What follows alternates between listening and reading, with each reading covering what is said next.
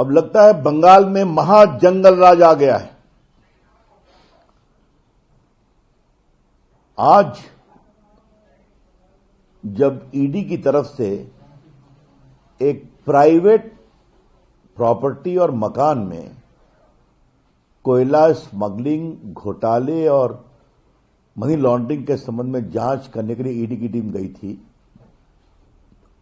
तो वहां पर ममता जी पहुंच गईं अपने पुलिस कमिश्नर और वरीय पुलिस अधिकारियों के साथ।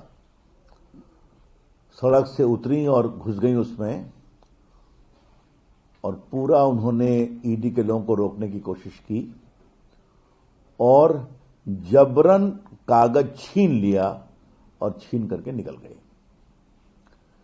इस संबंध में आज पार्टी की ओर से कहा गया कि ये रेड न ममता जी के ऑफिस पर थी, न उनके निवास पर थी, न टीएमसी के किसी नेता के निवास पर थी। ये एक प्राइवेट जगह थी जिस संस्था का मनी लॉन्ड्रिंग में फैसिलिटेट करने में हाथ आ रहा था।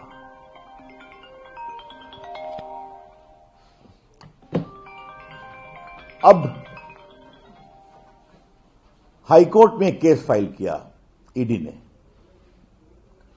और उन्होंने आग्रह किया है कि जो ईडी के अधिकारियों को काम करने से रोका गया,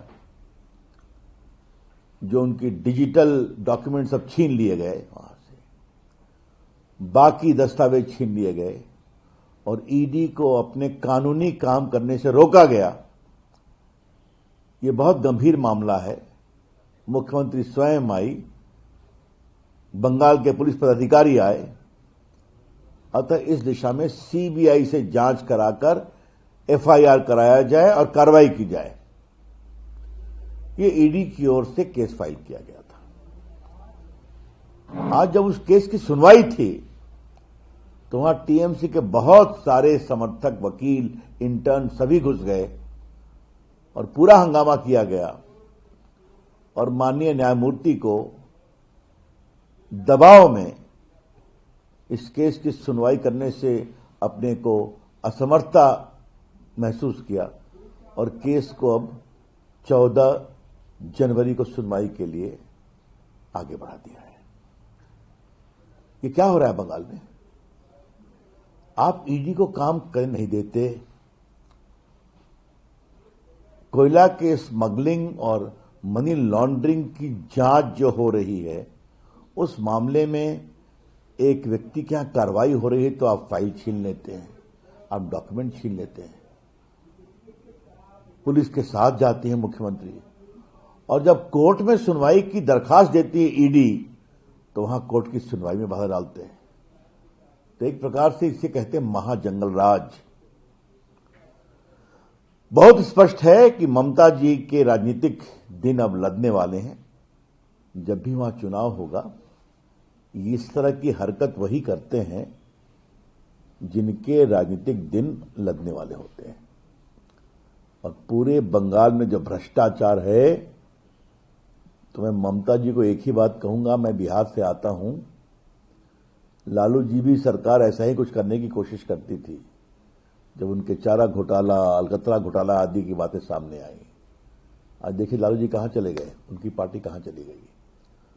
आपका भी बंगाल की जनता के द्वारा वही हश्र होगा।